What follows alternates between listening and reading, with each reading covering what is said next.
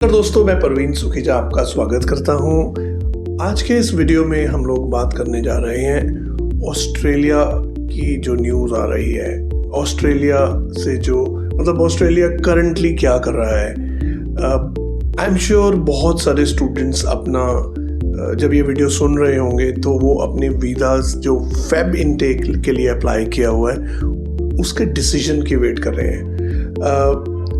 अगर आपका डिसीजन अभी तक नहीं आया तो you are not the only one who is actually waiting for the decision.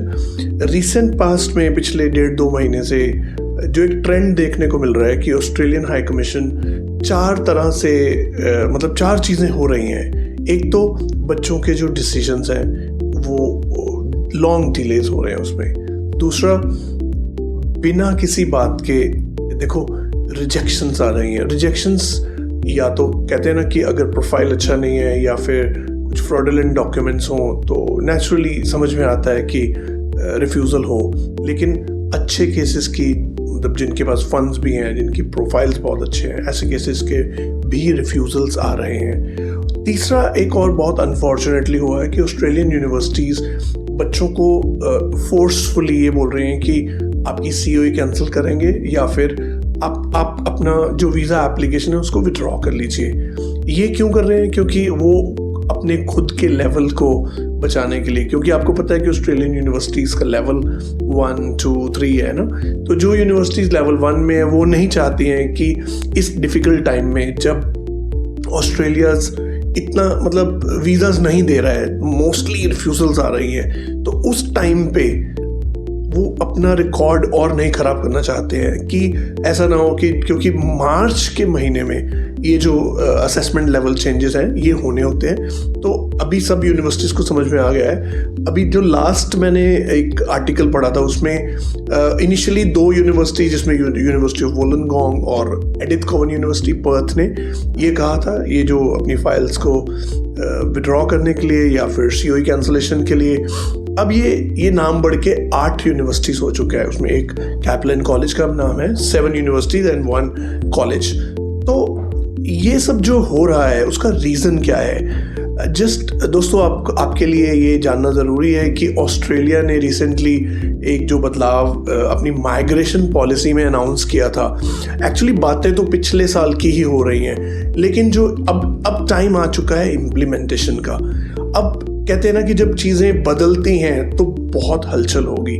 तो उसमें हलचल में सबसे बड़ी हलचल ये है कि they are taking decisions which are erratic, baseless.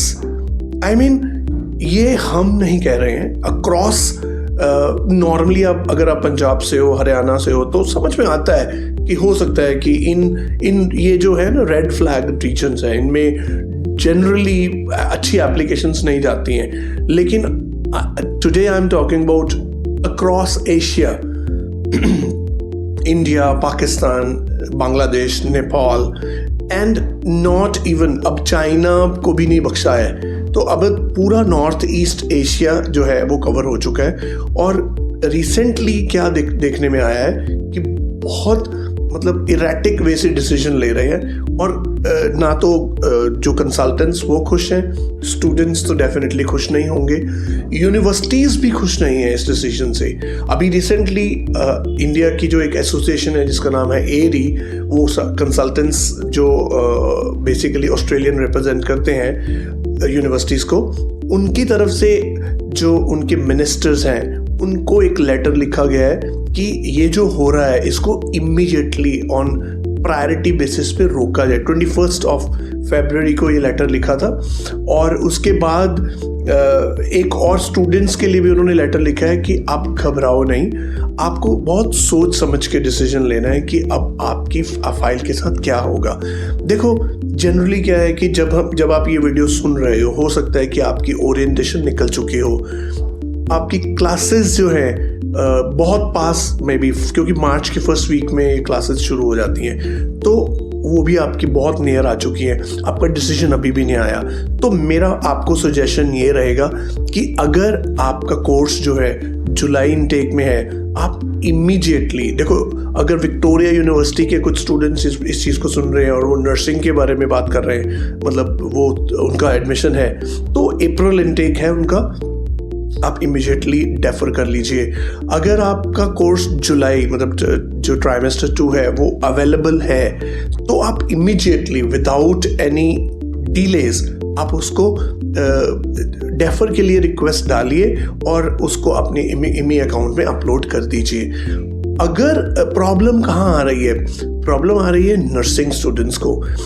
We have seen, आपको पता है कि जैसे जब आपका कोर्स आपका वीज़ा डिसीजन टाइम पे नहीं आता है, तो उस टाइम पे क्या होता है कि हम लोग अपना एक्सटेंशन के लिए रिक्वेस्ट करते हैं, और मुझे देखने में आया है कि कुछ यूनिवर्सिटीज़ ने 1 हफ्ते तक की एक्सटेंशन सब स्टूडेंट्स को दे दी है, बट एक्सेप्ट नर्सिंग।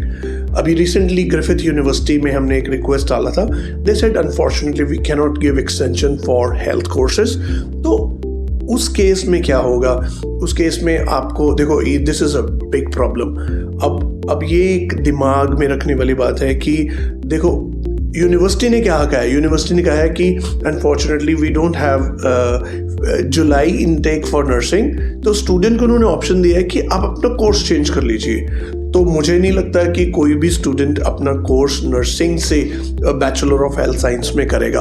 अगर आपने कर भी लिया तो आपको कम से कम 6 महीने पढ़ के फिर दोबारा से नर्सिंग में जाना पड़ेगा फेब 2025 में, और मे बी आपको 1 सेमेस्टर की जो आपने फ़ी भरी है वो वेस्ट हो जाए, तो आपका टाइम भी वेस्ट होगा, पैसा भी वेस्ट होगा। तो हम क्या कर रहे हैं, हम अपने स्टूडेंट्स को ये सजेशंस दे रहे हैं कि अगर आपका जो इनटेक है वो जिस यूनिवर्सिटी में आपने करंटली अप्लाई किया है वो फेब 2025 है, तो आप अगर आपका डिसीजन नहीं आया ऑन टाइम, आप अपनी वीज़ा एप्लीकेशंस को विड्रॉ कर लीजिए। देखो, ये मेरी पर्सनल सजेशन है, आई एम नॉट सेइंग कि आप भी करिए, ये हम अपने स्टूडेंट्स के साथ कर रहे हैं कि आप अपने जो वीज़ा एप्लीकेशंस को विड्रॉ कर लीजिए। मे बी यूनिवर्सिटी आपको खुद ही मैसेज करे कि अनफॉर्चुनेटली आपकी जो COE कैंसिल करनी पड़ेगी आपको, और वो फिर आपको खुद ही बोल देगी आपको विड्रॉ या फिर डेफर मिलेगा नहीं, क्योंकि 2025 आपका गैप भी बढ़ जाएगा, ऑलरेडी 1 साल का गैप है, 2 साल हो जाएगा। तो फिर उस केस में क्या होगा, उस केस में you can withdraw your visa file and then apply. अब वो तो आप आज ही करिए, apply for July intake in nursing. There are 4 to 5 universities in Australia which are offering July intake in Australia. तो आप वो बहुत लिमिटेड है, इमीडिएटली आज जैसे ही आप ये वीडियो सुनते हो तो आप इमीडिएटली अप्लाई कर दीजिए ताकि आप अपनी दोबारा फाइल लॉन्च कर पाओ। अगर आपका वीज़ा अनफॉर्चुनेटली रिफ्यूज़ हो गया है तो आप दोबारा अप्लाई नहीं कर पाओगे। तो अगर ये आप वीडियो सुन रहे हो और आपका वीज़ा रिफ्यूज़ हो चुका है, तो फिर आपके पास ऑल्टरनेट ऑप्शंस क्या है। आपके पास देखो, ऑस्ट्रेलिया में तो आप कब जा सकते हो, दोबारा अप्लाई कर सकते हो जब आप 3 साल बाद यहाँ पे इंडिया में बैचलर्स करो और मास्टर्स के लिए। Then you have other options like you can go for Canada, you can apply for US, you can go for UK, or you can apply for various European countries जैसे Germany है, Finland है, और बहुत सारी countries हैं जहाँ पे students पढ़ने के लिए जाते हैं। आयरलैंड बहुत बच्चे पढ़ने के लिए जाते हैं। तो there are lots of options available, क्योंकि हमारे जनरली दिमाग में ऑस्ट्रेलिया और कनाडा ही बैठा हुआ है कि यही 2 देश है जहाँ पे पढ़ने के लिए जाते हैं, और क्योंकि सब बच्चे पंजाब में जनरली या फिर हरियाणा में या वेयर एवर, तो we can always think about other options because there are stay back options available. I will shoot a separate video. उसमें मैं आपको बताऊंगा कि कौन सी कंट्री में कितना स्टे बैक अवेलेबल है। स्टे बैक मतलब पोस्ट स्टडी कंप्लीट करने के बाद आप कितनी देर रुक सकते हो, 3 साल, 2 साल, 4 साल, 5 साल। तो अगर आपके पास स्टे बैक है तो yes you can opt for that. So alternate options के बारे में मैंने आपको बताया है। हमारे पास कुछ ऑस्ट्रेलियन यूनिवर्सिटीज़ ने एक पाथवे ऑप्शन भी दिया है जिसमें कैंपस चेंज की ऑप्शन रहेगी। अगर आपका मान लो दुबई में, सिंगापुर में, मॉरिशस में, मलेशिया में, ऑस्ट्रेलिया की जो टॉप की यूनिवर्सिटीज़ हैं लाइक वुलंगोंग है, देन कर्टिन यूनिवर्सिटी है, मर्डॉक है, RMIT है। इन यूनिवर्सिटीज़ ने अपने कैंपस खोले हुए हैं इन कंट्रीज़ में। तो आप क्या कर सकते हो, अपनी बैचलर्स, क्योंकि वो नेक्स्ट इनटेक उनका सितंबर है, तो आप वहाँ पढ़िए, एडमिशन शुरू करिए अपनी, 1 साल पढ़िए, then you can apply for the campus change option. तो मतलब सेकेंड ईयर में आप ऑस्ट्रेलिया पढ़ने के लिए जा सकते हो। तो this is one of the option. Recently मेरे एक स्टूडेंट की GT फेल हुई थी कर्टिन यूनिवर्सिटी में, तो यूनिवर्सिटी ने, कर्टिन यूनिवर्सिटी ने उसको ईमेल किया और उस ईमेल में यूनिवर्सिटी ने बताया कि you can not apply in western Australia campuses for the next 12 months, but you have other options to apply in our international campuses. उसमें उन्होंने दुबई कैंपस की बात की और सिंगापुर कैंपस की बात की।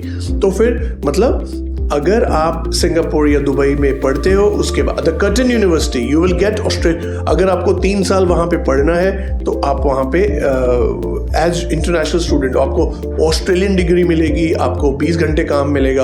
और अगर आप पोस्ट ग्रेजुएट स्टूडेंट हो तो आपके लिए और भी अच्छा है, क्योंकि फुल टाइम स्टूडेंट आप फुल टाइम आप वर्क कर सकते हो और पार्ट टाइम स्टडी कर सकते हो। तो इसके लिए हम सेपरेट बात करेंगे, बट करंटली इस वीडियो में जो हम मतलब जो मैसेज मैं आपको देना चाहता था कि आप घबराइए नहीं। आपके साथ, सिर्फ आपके साथ ही ऐसा नहीं हो रहा है, बहुत सारे स्टूडेंट्स हैं जिनका वीज़ा लेट हो रहा है, जिनके वीज़ास रिजेक्ट हो रहे हैं, क्योंकि ऑस्ट्रेलिया में बदलाव आ रहा है। और माइग्रेशन पॉलिसी, आप सबने सुना है GST चेंज, बदलाव क्या है, GST। तो वो GST कब लागू होगा, सुनने में आया मार्च में आए, लेकिन कब आए ये तो ऑस्ट्रेलिया गवर्नमेंट को पता है। बट ये एक है जो हम सबको सहन करना पड़ेगा। We are also worried for all of you, and I am sure everyone is worried, universities are worried, and the whole stakeholders are worried. But again, what we can do, if you need any other information, you can come to me, you can call me on the given number and personally meet me, and we will talk about your future. For further details, see you then. Bye bye.